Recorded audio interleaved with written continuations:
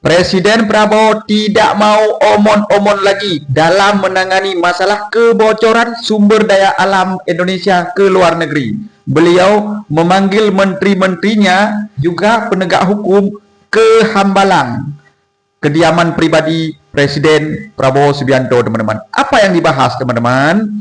Ini kita bahas dalam video kali ini. Assalamualaikum warahmatullahi wabarakatuh. Alhamdulillah, Allahumma sholli ala Muhammad. Teman-teman sekalian, kita bersyukur mempunyai seorang presiden yang benar-benar perhatian kepada rakyatnya dalam masalah ini, menangani masalah sumber daya alam yang dicuri ke luar negeri.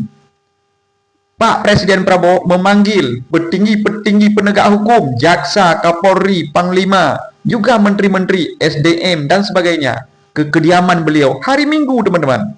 Padahal hari Minggu hari libur, tetapi tidak ada libur dalam masalah negara, teman-teman. Inilah Pak Prabowo Subianto. Teman-teman, kita sering mendengar Prabowo omon-omon, ya kan?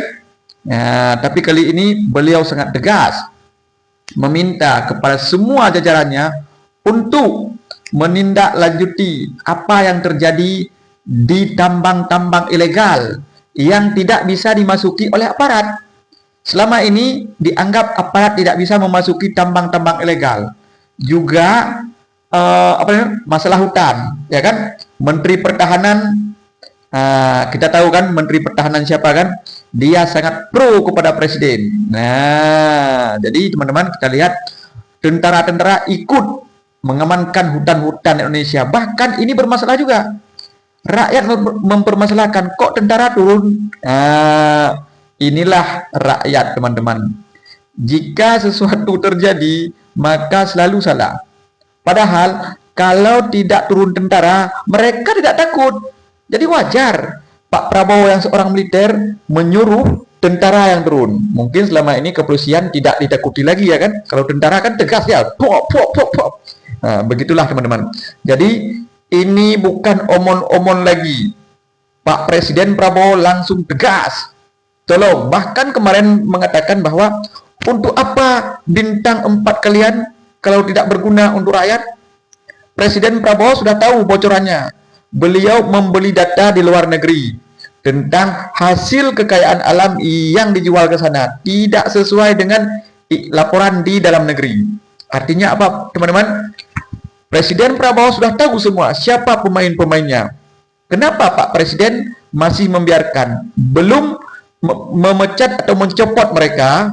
Nah, disinilah kita lihat Pak Prabowo betul-betul hati-hati memberi peringatan.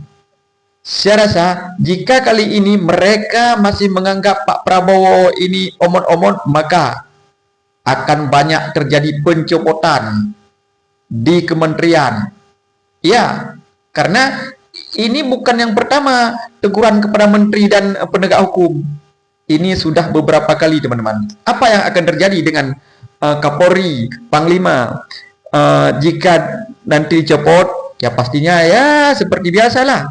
Mereka akan melawan, mungkin akan melapor kepada Pak Jokowi. Mungkin ya, tapi ini prediksi kita, teman-teman. Karena seperti kita ketahui Pak Amran yang hari ini sangat marah ketika 250 ton beras yang masuk ke Indonesia melalui pelabuhan Sabang.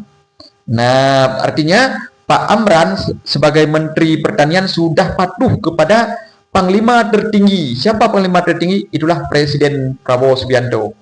Nah, tidak boleh ada impor beras. Juga masalah pangan akan ditangani oleh Menteri Pertahanan. Kita tunggu, teman-teman, apa langkah yang akan dibuat oleh Presiden Prabowo, ya kan?